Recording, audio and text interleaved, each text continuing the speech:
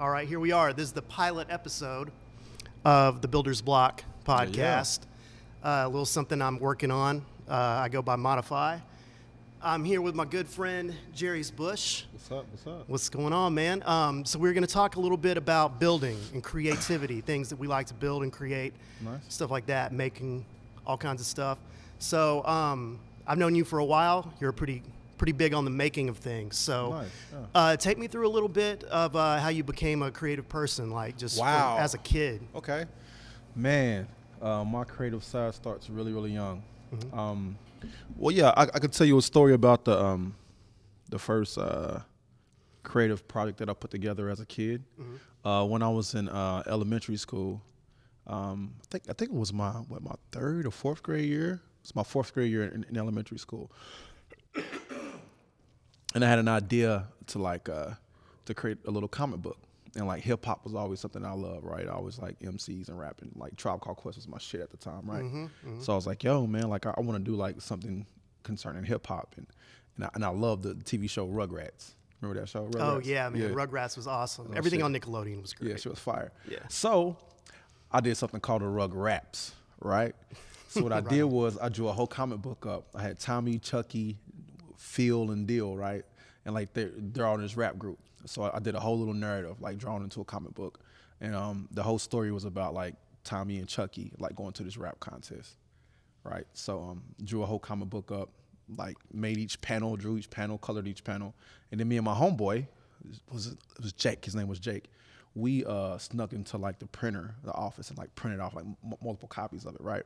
Mm-hmm. And then from there, like I went to the community and sold copies of this comic book during coupon book season. Cause I always felt like the coupon books are some bullshit. I think coupon books was playing off a kid's cuteness, right? Oh, absolutely. So I'm like, you know what? I'm gonna flip it on these motherfuckers, and like use that time of year to like pretty much go around and sell my comic books. Mm-hmm. And yeah, man, I sold about 20 copies, man. Raised about like $100 and bought myself like one of those little VR video games. Mm-hmm. You remember like the Red Shield video games that had like the Virtual Boy? The virtual something. Had like the screen you flip down over your eye. Oh, yeah, yeah. Projected like a little red. Mm-hmm. That image. Wasn't the Virtual Boy, but I know what you're talking about. I just can't think of the name of it. But yeah, man, that was my first project that I put together. And like, yeah, bought myself a video game system with it. So yeah, creativity has always been something that's... Nice. And also it's kind of like entrepreneurial creativity. Yeah. So since a very young age, you were using your creativity and monetizing that. That's pretty awesome. Yeah, definitely, man. So what about, what got you into hip hop, man? Did you start doing like hip hop with some kids in school or anything like that? Well, I think my first experiences with hip hop was that my brothers and I would go and visit my grandmother, right? And then my grandmother's like, my uncle stayed there as well, and he was like 20 something at the time. So, you know, he was transitioning out of living with his mother. But when we would visit, our uncle would have us like freestyle rap, right? And it was funny because like he was like a big fan of like Tool. He loved rock and roll music. Like this dude was like, he was so eclectic in his ear. But he would have us freestyle. And like for some reason I always had like the best rhythm with rapping. So like I wasn't really saying words, but my rhythm was on point. I had like a good flow. So yeah, that was like my first experience with actually doing rap, like being an MC. And I guess like one of the biggest things that happened like in my childhood that made me like think like, yo, I want to do this for real. Was my good friend Michael Tate. During my third grade year, actually in elementary school, we had this competition for like this rap part that was in this United States like song. So the song was about all the states in the U.S. And like there was one little rap part, and it was like three young kids that was going up for the part. So me and Michael were like in the last like duel to see what kid get it. And then Michael, he got it. I didn't get it. I didn't have the delivery he had. But yeah, to see him on stage and performing that song during the whole the kids recital for like the President's Day or whatever, it was dope to see that young man on stage like speaking to it with authority because he had rhythm and he had like a voice. You know, from seeing that, I was always inspired to do it. So from then on, I'm like, yo, man, we need to rap together, dude. Let's start like a rap group. And then after that, man, I bought like karaoke machines. Like I try to find ways for us to work together and do music. And yeah, man, from there, I always been doing it. That's interesting. I used to use karaoke machines for the same thing, not rap music, but you could overdub. So Yeah. before I had like a 4-track recorder, I would use a karaoke kind of boombox setup to do the same thing and Like overdub. double tape cassette, you put the Yep. one tape and another one in there. Yeah. Yes. I the still have a backup lot of those vocals. classics. A lot of those. Do you have any of that stuff Nah, man. hanging around? Yeah, it's all history now. It's all history. Yeah. Cool. So where did it go from there? Like, Man, it just kept going. I got my karaoke machine, and I actually had another business little like endeavor to be able to raise money to buy the karaoke machine. oh yeah, what was Yeah. that? I actually got my first little recording equipment machine, recording karaoke machine during middle school. I actually made up a lie. Yeah. But like I was the compost kid, so like I would go to by each table after lunch and get the compost. So all the perishable items I put in like a little compost bucket. But what I would do is I would ask all the kids like, "Yo, man, you need your change? Can I get your change? Like, you good?" You know, I might buy ice cream or something, have like 50 cents left. Like, let me get your change. So, dude, I got like everybody's change. They would give it up to me, and like for like a month or two, raise up like $90. Then bought this karaoke machine. So from there, it was on. It was on. And I guess the first mixtape we put together was our 8th grade year in middle school. Like we recorded it through the karaoke machine. Had a homeboy that knew how to convert tape cassettes into CDs. So like we had our first CD burnt in 8th grade. So that was like where it started. And from there, every year we put out a project. Every year through high school and all that good shit. Middle school, high school. So, Nice. You got any of those left? Yeah. What was the crew called? Oh man, we was gangster, dude. All right, so the first squad was called Drop Squad, and that was me and Michael. I like that. Right, Drop Squad. And that was inspired by an old Spike Lee movie called Drop Squad. Mm-hmm. And it's a pretty wild movie. It's all about like taking Uncle Tom's. You know what Uncle Tom is, right? Yeah. Yeah, brother that, Uncle Tom has. So Yeah. so they would take Uncle Tom's and like try to like re-brainwash them to like take in their culture. It's a Spike Lee film. It's like kind of too much, but yeah, I thought the name was dope. So yeah, Drop Squad was the first rap group. And then after that, I went to high school and met like a lot of other homies that rap. And then it got more gangster. So our first collective I had in high school was called Certified Street. Certified Street. Certified Street, bro. Yes, Certified Street. And I got my first car like in was it my sophomore year? Like end of my sophomore year. And dude, I was wild. I got like was it a decal? I got a decal on my front windshield. Certified Street on my windshield of my car. What kind of car was it? Nissan Maxima 1992.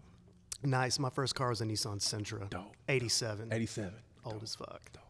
Little Thing's cereal fun, box man. car. Yeah. Oh yeah. It was long good time. until I got it cracked in half by a semi truck. It was wild. I was 17. Oh my God, brother. Yeah. I was following my girlfriend to a hotel party on Alcoa Highway at the Family Inn, and I got in a wreck. And she was drunk. And she was drunk. She was drunk. He was following her, and she was drunk. Yeah. Dang, so what following these girls do to you? Get your car broken. Oh man. So we're both members of the Good Guy Collective, Yes. right? I didn't come into the fold on that until I had actually already moved away from Knoxville, was living in Nashville. Yeah. So I don't really know a whole lot about how that formed. Okay. So yeah, how did all that come together? So just kind of back up to high school, because I think it all connects. I think collectives and working in community with artists has always been something I saw as valuable. But following high school, like I went to college for a year, or for a semester or two. It wasn't quite a good fit for me in terms of like what my interest was, because I went directly to trying to seek money, trying to find We'll let that. let that ring for a Let that second. ring. Let that ring out. We're live at the Bird in the Book. The bookshop is still open. It's a Monday. We're going to start doing these at 4 o'clock on Mondays or Sundays, hopefully. Yeah. But looks like someone answered it, so we'll go ahead. Good. So Good Guy Collective. Yeah. So went to college for a year. wasn't quite in my in terms of like what I went to school for wasn't necessarily like in the line of what my interests were, you know. So I dropped out after like a semester or two. Then got directly into being in my own band. So like I started a band called The Theorists, a hip hop band, and from there I like started connecting with other artists in the community, and that's when I met DJ Wiggs, and also Lane Schuler, and also within the band, Black Atticus was in it, and then I had like a couple of artists in there as well that would feature, like Kobayashi would feature. So the band was pretty much like the Voltron, like in terms of all of the artists that we felt fit within the vein of what we're trying to do artistically. So from there, we decided like, yo, man, like we still want to work together on multiple projects aside from The Theorists. Like, how about we get a studio and like kind of work together, right? So I think there was a show that Wiggs did with The Theorists up in Asheville, North Carolina. So we went to Asheville and we had a show. The show was kind of horrible. We did a trade show with an artist named Bobby F.N. White. Are you familiar with Bobby F.N. White? Bobby F.N. White? Bobby F.N. White. No. Bobby fucking White. Is he fucking white? He's fucking white, dude. And for folks, I love Asheville, North Carolina, but like it was like the most like progressive, but kind of in like a really hipster, like not authentic way, you know. So whatever. Yeah. But, whatever. So we did a show there. It was a bad show, and Wiggs was like, yo, man, like, how about we like start a collective, dude? Like, let's kind of work together. I'm like, yeah, man, that's a good idea. So you got an idea? So it's called the Good Guy Collective. I'm like, dude, that's a dope name, Wiggs. Good name, fam. So yeah, it started from there, and then slowly after that, we got a studio space at the Birdhouse. Actually, the first project that really brought the collective together was a rap group called Plunderphonics that Wiggs, Lane Schuler, and myself was all in, and. I remember listening to Plunderphonics. Yeah. So when I had first moved to Nashville from Knoxville. Dope. And I think it was 2013. Yep. Yeah, I believe so. 2013. And Plunderphonics was what really like brought us together. Like, yo, we can do a lot of cool shit together. So yeah, that's what really started. Word, man. Yeah. So I guess would the Asheville event be the birth date?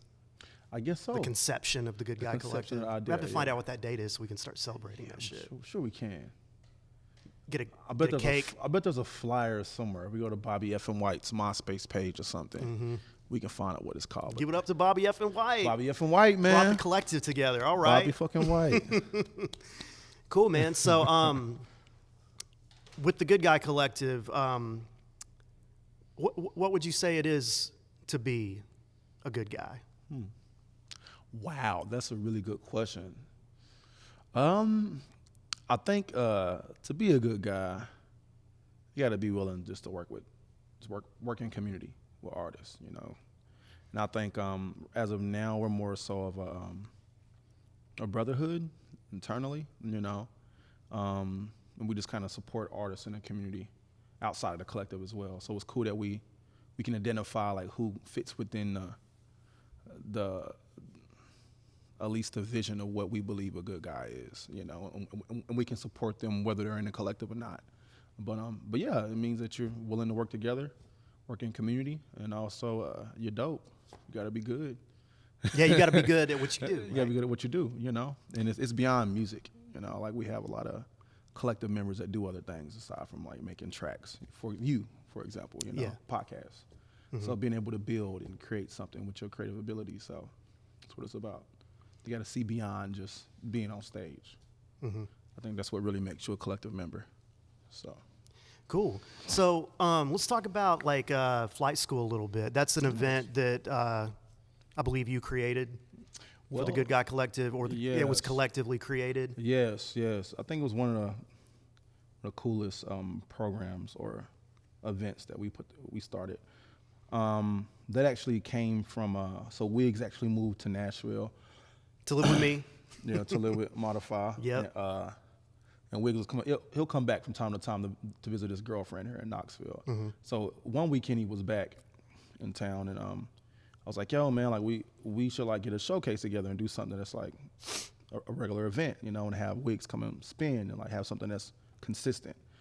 So it was a cool thing because there was like some young artists there as well. We had Chastity Chic.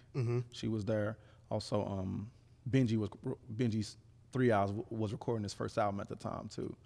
So yeah, we're in the studio, and one day we're like, yo, man, let's do it. Let's get a monthly showcase together with you spinning and like get some young artists up in there, like kind of can support the young artists and put them out.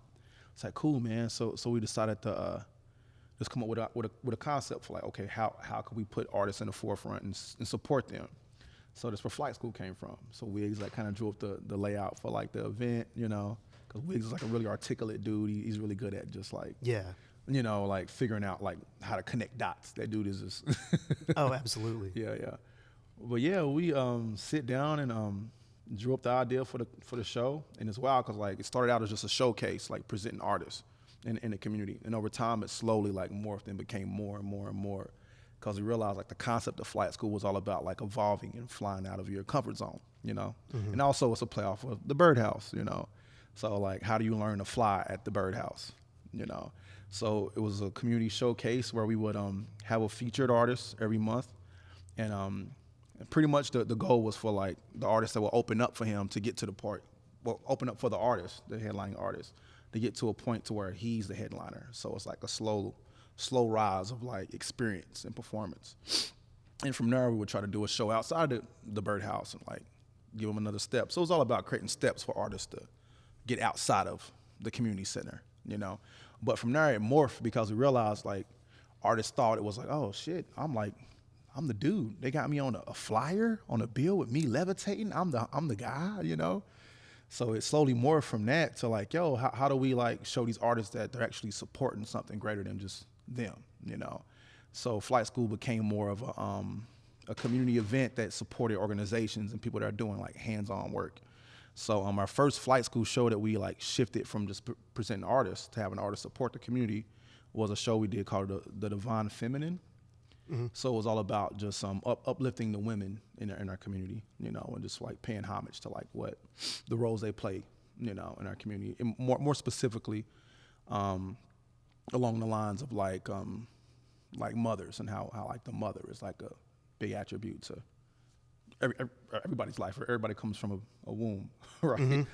So yeah, and then from there, like it shifted. At the Divine Feminine show, it became all about like how do we support the community and how do we like have art serve to build community, and then it shifted again. You know, we realized like, okay, cool, like we can give youth and like artists hands-on experience with music. How about we teach? You know, then that morphed to where we would have like going to schools and teach at elementary schools and teach kids how to do music and how to perform and how to produce projects, you know, and then we brought the kids into the process of supporting the community. So like the youth could actually see like, wow, this is really a more involved process than just being a rapper or being a singer. So yeah, it's cool. Like I think the program shifted through time to really like serve in a way that can make a community fly ultimately, you know, evolve. So Exactly. It's pretty cool how all that comes together. Like I liked how Flight is involved in all the names, or the birdhouse where you're at the bird in the book. Bird in the book. You know, like you have an event series called Flight School. Graduation of that is Out the Nest. Out the Nest, yeah. You know, and then taking it into the school systems. You know, you went to InSkip, right? Yeah, InSkip. And how did all of that come together with you getting in with UACS and all that? Well, it was really synchronistic, actually. So I collaborated, or at least I spearheaded the collaboration with the collective and a group called Cattywampus Puppet Council. And like they do puppetry like throughout Knoxville community. They're dope organization. But they have an annual puppet parade they throw every year. That's like one of their biggest programs. But also they do education in schools as well. So we came into a relationship with them and decided to put together a theater piece called What the Water Tells Me. And the collective was in charge of like producing all of the soundtrack for the whole project. So we did a play / soundtrack / album / it was, we call it a puppet hip hop opera. Pretty much, right? I hadn't heard it called that. Opera. Yeah, that's pretty fitting. But through that play, it actually addressed like the educational system and how education has been voided from the arts. Now that's a big issue with creatives like us, like builders, you know. And from there, like one of the collaborators, a part of the play, that actually wrote the narrative for the play, She worked for Skip Elementary, and that was actually my older elementary school where I did the rug raps, you know. So that's perfect. You got to go back to your roots. Yeah, got to go back to the roots and then teach the youth like, yo, this is what I was doing when I was here, and y'all can still do this, you know. And then start working for them for like a little over a year, and we put out 2 projects there. We did a play for Alice in Wonderland. So we did like a whole hip hop, like original soundtrack for Alice in Wonderland. And then, you know, the following year we did following semester that is, we did a whole play for the Nutcracker for the winter formal. And yeah, So moving forward, you've stepped away from that, but you want to carry that program forward. Yeah, definitely. We stepped away from it because what I wanted to offer, and I learned over time, like I couldn't really just teach just music alone, because there was so much more involved. That's why I'm in a collective, you know. There's so many pieces, components to music aside from just, hey, singing and rapping. Like, you got to be able to put together album artwork. You got to be able to organize an event. You got to be able to create artwork in general, you know. So there's so many components that play into music, you know, and production and getting community together. So, yeah, it was just too, I was offering a whole lot than what they could really support, you know, because they wanted someone just to teach music, like, instruments, but like I can do that, but I can do a lot more, you know. So we couldn't really support that. So yeah, just looking to expand that work beyond just, you know, just music. Yeah. So is your plan moving forward to kind of take that into more schools? Yeah. Okay, so like, or more like after school programs, like have you reached out to anyone yet? Or? Yeah, more so after school programming. I reached out to an organization. I'm in talks with the Boys and Girls Club right now with how we can collaborate, because they have a bigger pool of like schools they can reach out to. And ideally, my vision would be just to have one site that multiple kids that are interested in it can come to and can like do the flight school program after school, you know. But yeah, that's the vision, to be able to run that program with them and teach them how to write songs, teach them how to produce, teach them how to like put together artwork for an album. And after that, like, yo, here's how you host an event. Here's how you get your friends out, you know. So teaching the economics of it as well. Because I think the biggest piece that we kind of miss through our educational system is, yo, like, you got to survive. You know, it's not just about you learning how to read and write. That's important. But yeah, there's just economics in there too, you know. So how can art be used to support you, you know, and also bring people together, you know. So yeah. Cool, man. So what exactly, like walk me through like the curriculum. Okay, cool. It's real simple. It starts off with just a history of hip hop, like what hip hop is, you know, why it's important, how hip hop was used as a tool for like people for voiceless people to speak up, you know, and find their voice and find their power. So yeah, starts with hip hop, and then from there, it goes into like a segment of like finding your voice in hip hop. So like each young kid to be able to pick their own MC name or like their own like DJ name, you know, or like dancer name, like whatever aspect of hip hop speaks to them, right? And then from there we go deeper into like, okay, so how do you write a song? Like what's songwriting? You know, so you break down the matrix of like beat production, you know, and like how to count bars, like how to know like when to switch off like to a verse to a hook, you know, so understanding song progression, right? And then from there, it's okay, how do you make a beat? To like put your verses and your bars on the beat. So then we go into like either Fruit Loops or like software like Reaper, you know, and this is how you make a beat. And then storytelling. Okay, cool, you got your beat. You know how to rap, you understand music. So what story you want to tell? What's your story, you know? So from there you find out like what the narrative is that these kids want to talk about. So that can go into like story circles or just, you know, just discussing with the kids like, hey, what's going on in y'all life today? Like, what do y'all want to rap about? You know, so from there, you make the beat, storytelling, to recording. So this is my favorite part. This is where you bring the studio into the class, you know, like have like a little interface and like projector screen, projecting the interface onto the screen, and like pretty much walking them through like, okay, this is how the software works. And this is how you lay your vocals onto the track along with the beat. And then after that, it's performance. So it's time to perform your tracks, you know. So they perform it, perfect that. And then it's production, like how do you put the whole product together or the product out. So yeah, they're walked through the whole process, you know.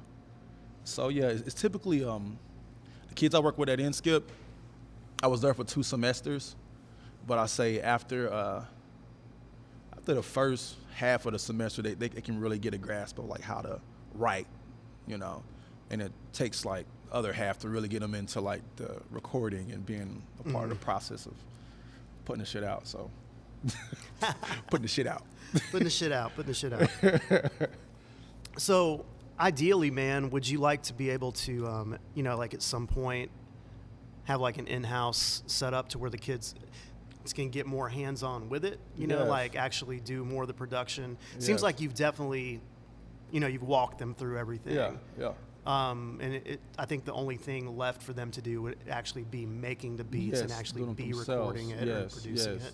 Yeah, ideally that'll be like where the process will lead to. It's like, okay, this is how you can do it. Now it's like youth led and the youth really run it. Because when I was doing it as a kid, I had no adult to come and show me how to make beats. Had no adult to show me how to put together a song or write, you know. But it's cool that we have that just to give them a little head start. But yeah, the idea will be for it to be youth led. So my idea would be, okay, I go into a school, teach for a little bit, and hey, here's the equipment, y'all run it, you know, or come into the collective studio. Okay, cool, this is how you do what you need to do, and hey, here's an interface, here's Yeah. here's some beat software for you to do it on your own. So is that, what would you need to make it the best it could be? Like what tools would you need to make that happen? That's a really good question. Wow. Tools, staff, like what resources would you need? Wow, that's a really good question. Oh man. I mean, obviously funding is one thing. If I had funding, it's a bigger pool to pull from, because there's so many artists in our community that wants to do this kind of stuff, that wants to be like teaching in some capacity or like giving back in some way, but a lot of time it's a matter of like having like financial compensation for it, you know?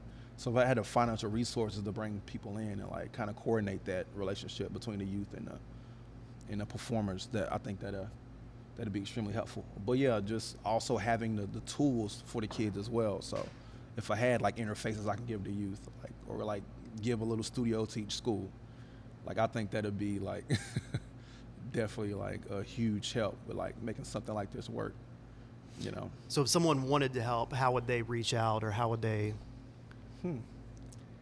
Wow, bruh. Good question. Someone wanted to help, how would they reach out? Just to you personally Yeah, at this hit me point? up. Because I know the Good Guy Collective is still working on a website. That's one of our big goals for this year. Eventually be able to reach out directly to us through the website. But at this yeah. point, you know, we still need to keep our productivity moving forward. So Yeah. from here on out, man, like until we get to that point, Yeah. you know, I think they could just reach out to you directly, Yeah, right? yeah, hit me up directly. You know, I'm sure this video will have some kind of like contact info We're on gonna it. have all some kinds of stuff. kind of links packaged on up. it. It's gonna look good. Yeah, hit me Cool, up man. directly. Find a way you can support. You know, and it's not always financial. Like if you can come and volunteer or something like that and help out, it's always solely welcome. Totally welcome. So what projects do we have coming up with the collective? Projects. Oh man, we got a lot of dope stuff happening. One of the biggest projects we got coming up is the homie Kobayashi, Mr. Kobayashi. He's releasing his second album, but I'm gonna say it's his first full album because I think his first thing was kind of a mixtape. But yeah, he's releasing a project called Concept Ion. I won't go too deep into like what that's all about, but it's a really, really cool like deep analysis on just the Black experience from his point of view, but also like just how these concepts or these ideas are placed on people, you know, and how these ideas can kind of like control our lives, you know. So like, what are we putting our energy behind? So concept is, you know, what you take in, ideas, and ion represents a negative or positively charged atom. So what are you charging your thoughts, pretty much? So that's Kobe's project, but it's pretty solid. I produced the whole thing with support from the collective, and yeah, it should be dropping hopefully like this summer. So yeah, that's the biggest project we got coming out. It's like the first like real collectively produced. Everybody helped in some kind of way, whether it's us in the studio talking about lyrics, you know, Yeah. or us in the studio like working on a beat together, or us working on like producing like the mixes for the tracks, like engineering. So yeah, we support each other big time on this project, and it's honestly one of the most proud project. I'm really proud of this project. You know, I feel I like am too. I love it. Yeah, I love it. Everything I've heard sounds great. I think we all focused on one of our artists, you know, so it's like, how do we pour into one individual but do it together? And I think that's really beautiful with the collective that we're able to do that, you know. So any future projects on the horizon beyond Kobe's release? Yes, we're actually doing a follow-up to the play I told you about, What the Water Tells Me, that collaboration with Caddy Wampus and the collective. And it's actually going to be speaking to another element. We're doing the fire. So it's a story about colonization and slavery and how those systems are still at play in our life today. And it actually follows the character, or a character from the last piece. And it's right now the working title is Samuel's Fire. And yeah, it's all about fire and how we find resilience within those systems of oppression. And how we try not to polarize ourselves and continue to be trapped in those systems. So, yeah, it's a really it's a heavy project. However, it's going to be fun. It's going to be fire. Mm-hmm. Definitely fire. We got some really cool tracks that we're working on right now, and I'm just really excited to see how this project can open up to have more hands in terms of the music. Because What the Water Tells Me was primarily produced by me, because I was really in the process of like writing the play, so I really got the concept of it. But yeah, I think the fire show is going to be a lot more open, so it'll be a lot more voices speaking through this one, through production and, you know, and writing and all that good stuff. So yeah, Samuel's Fire, that's the next big one. So it's going to be a theater production for real. Nice. Wasn't one of the main characters in the water show Sam? Yeah, Samuel. So is it a play off the same character, or like? Yeah, it's a play. So how do I? Okay. I don't think they're ready. So it actually. Tell 'em. So it actually came from this short story found online. And the short story was pretty much illustrating this book from this author. I forgot the author's name, but the book was actually called The Strangest Superstition, right? And it's all about America, you know, how America was founded, and like just the hypocrisies in the system. But the short story was basically about this slave named Samuel that lived in a slave plantation with his family, you know, and whatever, his people. And the slaves continue to try to break free, right? So the slave master had to find a way to keep the slaves in bondage. So the short story is all about how the slave master tricks the people and it's accepting liberties instead of actually like wanting to break free and be free, break from freedom. So that's where like the polarity and polarity comes into play. You know, that slave master came and like and pretty much tricked the people into, hey, you can either vote Democrat or Republican. You can pledge to this flag. You can do this instead. But if you try to leave and escape, just another slave master is going to pick you up. So why leave? You know, so instilling that fear and just how that system continues to perpetuate itself through polarities and balances like that. You know, so yeah, it's speaking to that. And how do we like break free? One, realize that we're still in bondage because like we tend to not notice it when it's because the illusion that we have a choice. Delusion we have a choice, exactly. So yeah, that's what the piece is speaking to, you know. But it spoke through the lens of hip hop and art, and how art can speak to these systems, you know, and and try to shift the narrative. That's what it's about, shifting it. So nice, man. I'm excited about it. Yeah, man. I'm very excited about it. Oh man.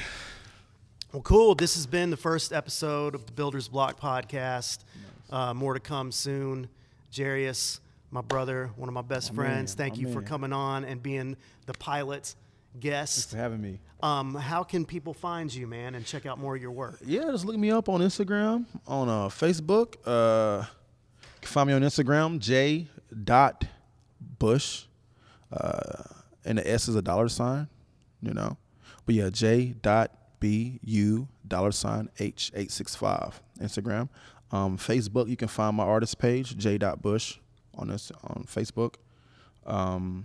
Yeah, Those are pretty much. I think the we're two on that I all streaming platforms. Yeah, we're as on. of this Oh yeah, summer as well. am I tripping, bro? I'm tripping, bro. I just dropped the album, Mike. I ain't talking about my album at all, bro. Talked about your album at all. I'm tripping, man. So Let's talk about your album. talk about the album. So I released the album August of 2018 called Power Ups in collaboration with my homie Modify. He dropped the album called Levels, which was super in sync with each other because Levels, Power Ups, Levels. And it's a video game theme album. And it's it really delves into my childhood and what I enjoyed as a kid. Like I really enjoyed Sega Genesis. So it's a Sega feel to it. That was the one system that grabbed me.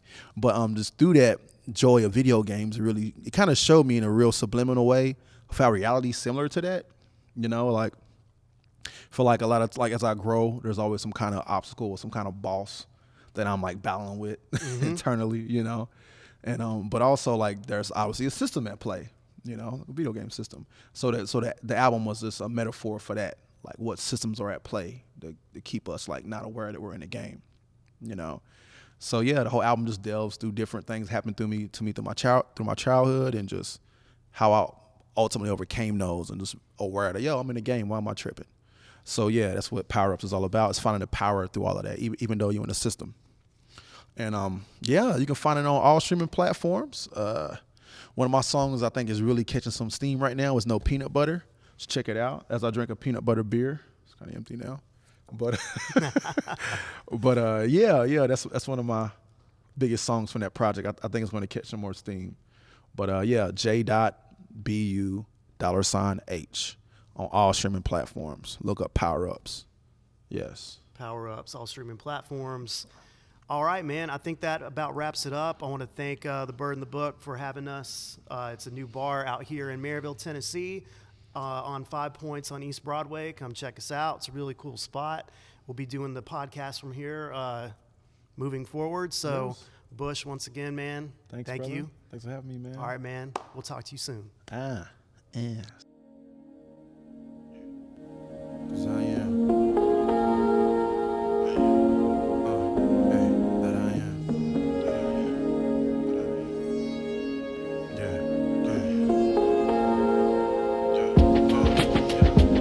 I got the beat up, doing the bang like boom, with the feet up, hanging in my room. It's not the